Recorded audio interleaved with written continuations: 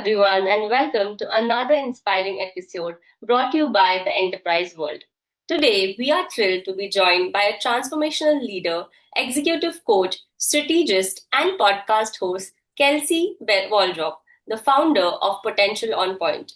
With over 15 years of experience coaching more than 500 executives around the globe, Kelsey has redefined what it means to lead with purpose and authenticity. From navigating high stakes leadership transitions to building executive influence and legacy, she has empowered leaders to unlock their full potential on point and with purpose.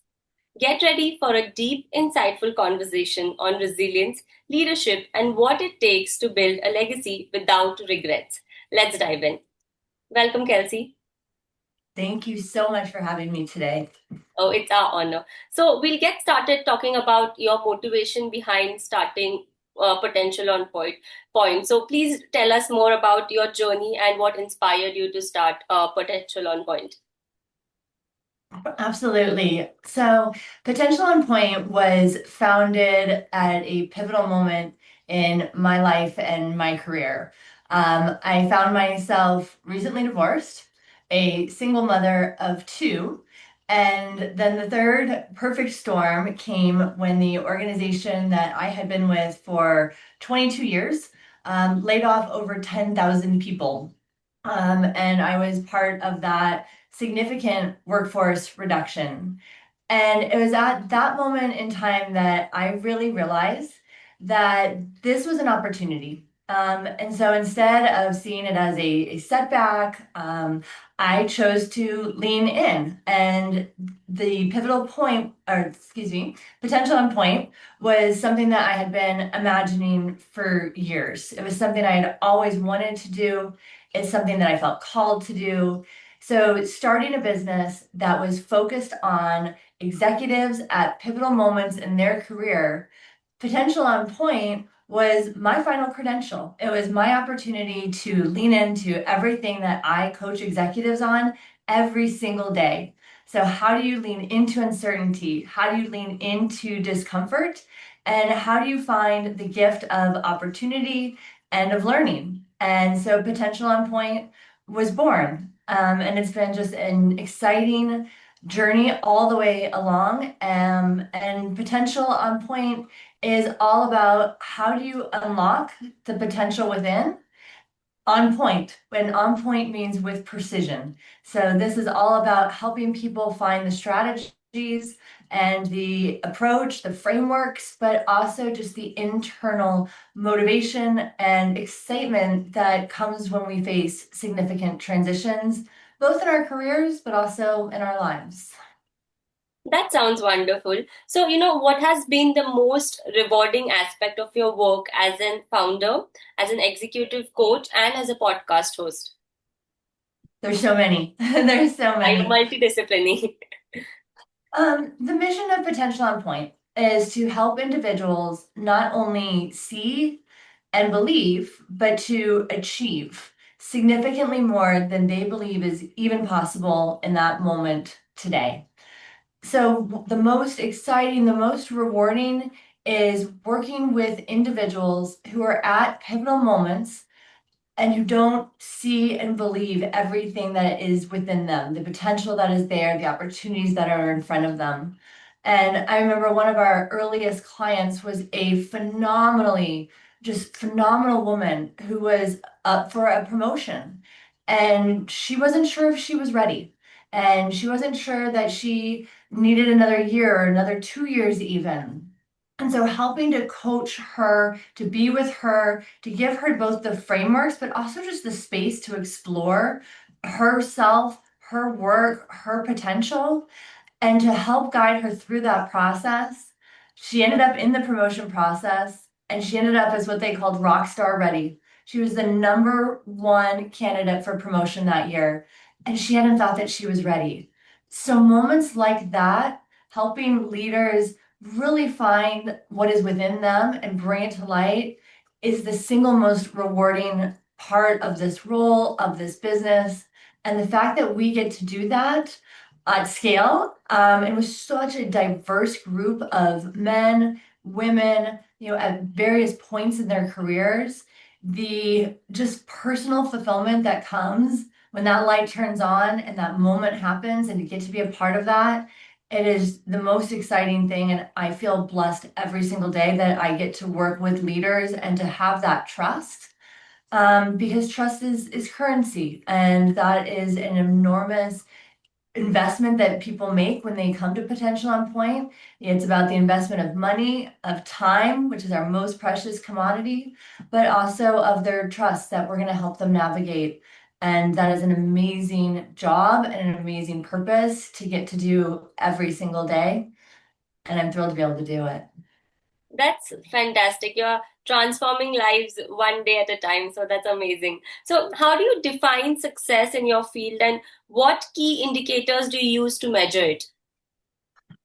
So for me, there's one measure of success. There's one metric that we track, and that is, does somebody else tell other people, do our clients share with others their experience, their transformation, their realization of their potential on point? Because if they share with others, our business grows and we get to impact more and more lives. Each individual comes with a different goal. Oftentimes, the goal that they come to Potential on Point with may not actually be the goal that we discover during that process. And so the only metric to me is, have we had an impact on somebody's life? Have we changed the trajectory of their career? Have we accelerated and elevated their career and, even more importantly, their lives? I have a little bit of a joke that our lives are not waffles, they are spaghetti. And the opportunity to work with the intersection where every time we spin the fork, um, everything in our lives shift. So when we find our potential in our careers, we find our potential as humans, as parents, as friends, as partners to our spouses. So for me, the only metric that really matters is, have we had such a significant impact on somebody's life that they're telling somebody else about it? And is somebody else coming to us and investing that level of trust? That to me is the key metric of success. That's awesome. And the example is quite on point. I really liked it. So, what are some of the most impactful strategies that you've used to scale your business? Absolutely. So one of the things that makes Potential on Point very unique and different in the market is my background is in strategy and innovation. And so I had a moment when I was going through my coaching certification early on, 15, 17 years ago, where I said, corporate and enterprise level transformation has a lot of overlap with personal transformation. And so the ability to bring Fortune 500 strategies that organizations invest billions of dollars in, literally billions of dollars, to change and transform and innovate their businesses, can be applied to personal transformation. So the idea of starting with a North Star vision. What is the big picture? What are you driving towards? And that's what I mean by the goal is sometimes not the goal. So stepping back and saying, where does this fit in the broader picture of your career, of your life? What does this immediate goal allow you to do differently? What are the opportunities? And so that North Star vision, and then having a plan on a page. We never take an organization through a major transformation without a plan on a page that has milestones that we measure. Are we getting to where we want to get to in the time that we want to get to that?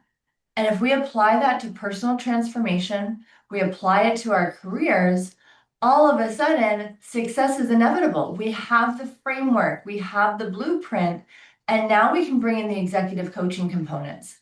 Now we can bring in diving into what are the roadblocks that are exterior, but also interior. Where are we holding ourselves back? And how do we navigate the thoughts and beliefs that drive our actions? And how do we really reflect on those and shift? These are shifts in mindset. And so the ability to bring together the frameworks, the strategy, these practices that have made big organizations successful, and then layer on the executive coaching, it's what works. It's our secret sauce, and it's why we have such an amazing success rate of achieving not only career milestones, but also major changes in people's lives and what they believe is possible for them and for their families and for the ecosystems that are around them because they inspire others. So that's been the unique, secret sauce that I think has made Potential on Point unique in the market, but also very successful at what we do. That's very holistic and comprehensive offerings. So that's great. So you are a transformational leader, and you're one who inspires and influences people. So if you could describe, in your opinion, what does it mean to be an inspiring leader in today's business landscape? Yeah, I think there's a few things, and the landscape is shifting so rapidly. We have never experienced change and disruption at the rate that we are experiencing it today. And so for me, being an inspiring leader is number one, being empathetic. People are going through a lot very rapidly. There is so much unknown and there is so much uncertainty. And so being inspirational actually means seeing where people are at, seeing how the world is changing for them, and then it becomes resiliency. I think one of the very unique things about me as an executive coach and why I called being laid off my final credential is that not only do I have empathy, but I've had to build my own level of resiliency. I've had to experience those setbacks. I've had to go through the same work that we take our clients through. So it's not only having empathy, it's having resiliency, but it's also having the experience to say, I have been where you have been. I have gone through the transformations and the change that I'm pushing and encouraging and supporting you through. And so, in order to be inspiring, we have to have our own story. And that also means vulnerability. That means, in order to be inspiring, we have to be capable of sharing our own story and knowing that that's what makes us who we are is part of our journey. And when we share our journey with others, there's hope, there's belief. And that is where we transition from not only do I see, but I believe that things are possible that before I didn't think were possible. So I think being inspiring in today's landscape, empathy, resiliency, vulnerability, and then the last one is confidence. People are looking for confidence. They're looking for certainty in this uncertain world. And confidence is built on one thing. Do I do the things that I say? Do I honor my own commitments to myself and to others? And when we honor ourselves and we honor our commitments, then our confidence skyrockets. And that's what becomes inspiring. So a lot of it is about boundaries, and a lot of it is holding ourselves accountable to what we said that we would do and sharing that story with other people. That's superb. So you've been through an inner transformation before you can do the outer one. So that's just impeccable right there. So this brings me to the next question. You're multifaceted. You play a lot of roles. It has a lot of responsibilities. So what do you think, if you could describe your leadership style as, what it would be, and how it has evolved over time, and what you've learned from that journey? Absolutely. I think the biggest transformation for me and my evolution to becoming a leader and being somebody that can help others become leaders is, again, knowing my values and helping others to know their values and the beauty of the uniqueness in that. So when people come, to Potential on Point and to me as an executive coach, a lot of times their goal is a career progression milestone. I always say we work with a lot of folks who are at one of the four stages: hired, fired, retired, or inspired. And so for me, being a leader means not only what is my goal, why is that important? And so my leadership style has really evolved to encapsulate my own values: integrity, empathy, passion for what I do, and family. So bringing all those together and helping others to really understand, where do their beliefs come from? Why do they want what it is that they want? And oftentimes we'll see that goal pivot. When we really dive into why is that goal important to you, there may be alternative paths to that. And so, being a leader to me means understanding who we are, having that empathy and having the space, creating space for others to explore. And I think one of the most pivotal things is knowing and believing that the people that we surround ourselves with are extremely capable. They're extremely smart people. And my coach told me when I first started this business, don't look for people that you need to inspire, look for people that inspire you. And so when we surround ourselves with people that inspire us, that help us to grow, that is being a leader. And being a leader means, again, sharing that story, but also empowering and believing in the people that are around us. And then having the confidence to make decisions and to ask questions. I think one of the most important pieces of being a leader today is not the ability to lead, it's the ability to empower. The world is moving so fast. There is no longer this kind of top-down directive from one person or even a couple people at the top of the leadership change. In order to have agility, in order to flex to the changing environments, we need to empower the people around us, and they need to have confidence to act and to believe and to grow. And when it becomes a team of many, those are the leaders that are successful. And so that's, again, why I love what I get to do, because not only do I get to do what I get to do, I get to learn so much about how others lead and how others tap into their own potential. And that's such a learning opportunity. And that's what I think leadership today is very much about. It's about the empowerment of the others around you and allowing them that space and giving them the confidence to be multipliers of whatever the vision is that you as a leader have for your organization, your family, or yourself. That's well said right there. We'll touch a little bit upon the future now. So, what's your vision for the future of Potential on Point, and how do you see your role evolving in the next 3 to 5 years? Absolutely. Potential on Point has so much potential. And we're so excited about the opportunities. It's almost like being at a Las Vegas buffet.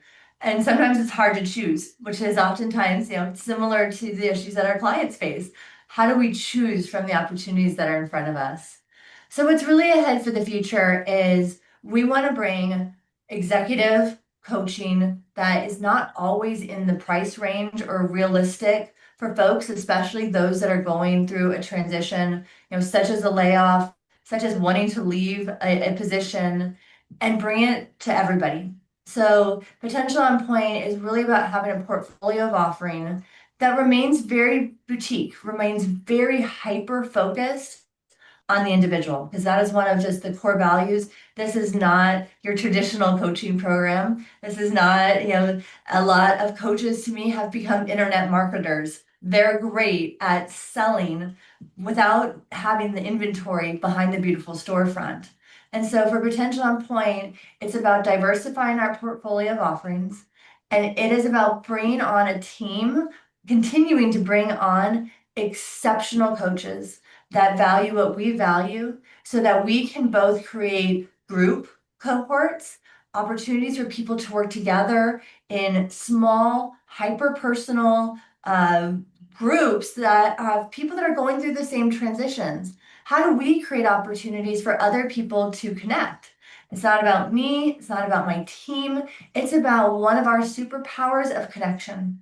And so how do we bring together people and help them grow, facilitate with the expertise that we bring, and bring that to scale?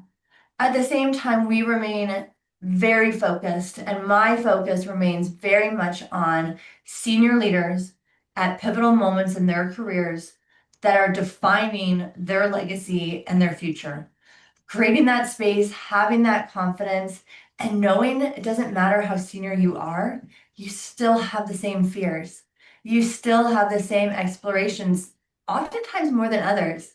And the whole idea of imposter syndrome becomes very real the more senior you get and the lonelier it gets. So we want to remain very focused on serving our clients, serving them in a very unique way, while also ensuring that that opportunity isn't just for the super elite, it's not just for the most senior. We want to make that accessible for a lot of other people. And so that's kind of our future, is just to continue to grow, but maintain very carefully, on point, our values, our message, and our confidence that we do things differently. And because of that, people have different results. And we want to keep that integrity because that's our core values. That sounds very ambitious. So we'll touch a little bit upon technology because we're living in the digital age today. So how do you see technology and innovation influencing leadership and coaching in the next few years? It's going to change everything. It's going to change everything. Um, there's a quote when I was with my former organization from the chief information officer at the time, the chief technology officer. And he said, change will never be as slow as it is today, which means we are in a world of exponential growth that is going to continue to accelerate at a significant pace. And this is again where resiliency, agility, and strategy come into play when it comes to coaching and when it comes to personal transformation. So one of the things is where are the fears? It's helping people to identify and name their fears when it comes to technology and to embolden, how do they build confidence again to be leaders in a highly technical, highly uncertain world. And part of that is, how do we bring technology to that? How do we, as an organization, Potential on Point, what technology do we use? We partner with AI every single day because we can't coach and we can't advise others on something that we don't ourselves use. So how do we find the opportunity to use technology to be better, to be faster, to be smarter, to create bandwidth for creative thinking, which creates space? So, a lot of people see technology, oh my gosh, this really scary thing. It's going to take my job. It's going to eliminate workforces. Yes. And it's going to create exponential opportunities that are more diversified than they've ever been. So creativity becomes an essential part of the leadership profile. It's no longer about, what have you done in the past? It's how much can you create in the future? How agile are you and how agile are your teams? So technology, it plays a part everywhere, and it doesn't matter what area of the business that you are in. And so it's not only coaching leaders, how do you build the agility? How do you build the resiliency? How do you build the acumen? And how do you partner with technology to do more than you can do today? And what opportunity, what gifts for learning are incorporated in that? A lot of this, again, it's about mindset. It's not only what do we do, it's what do we say about technology? What do we think about technology? How do we view technology in our own lives? And instead of fear, how do we move into where's the gift? Where's the opportunity for me and for others? So it's here. It's absolutely here. And how do we help people to embrace that and leverage that as an exponential multiplier for their success? That's very insightful. So this brings me to the last question. As a podcast host yourself and a speaker, what key themes or messages do you hope your audience take away from your work? That's a great question. The message that I want people to take is that there is opportunity to live a life and to be a leader that has no regrets. And what that looks like is being intentional about our decisions, knowing that we are capable of so much more than we believe today. And there is amazing opportunity, and setbacks can become setups for the most amazing things. So the message that I really hope that people will take away is it's in you. The potential is there. There are frameworks. There is a precision that, again, has worked time and time again. There's a recipe for success. One of my favorite, kind of frameworks of thinking is success is not a ladder. Success is a strategy. It's not up or down. It is a zigzag. It can be fun. It can be exhilarating. It can tap into pieces of your brain and your motivation that you had kind of forgotten about. So the message I want people to take away is not only can you start to see and believe, but there's frameworks that will actually bring those things to fruition and you can achieve those things and we can help. That's really wise there, and I think we've come a full circle. That's how I introduced you, and you've concluded the same way. Kelsey, this does bring us to the end, and I just want to give you a small vote of thanks.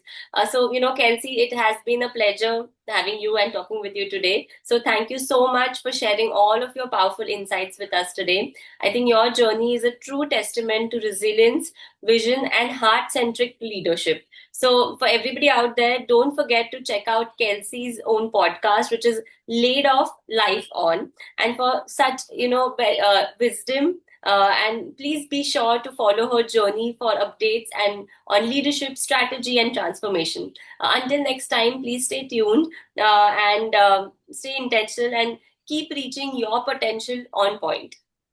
Thank you so much. Thank you so much. Have a great day ahead, Kelsey. You too.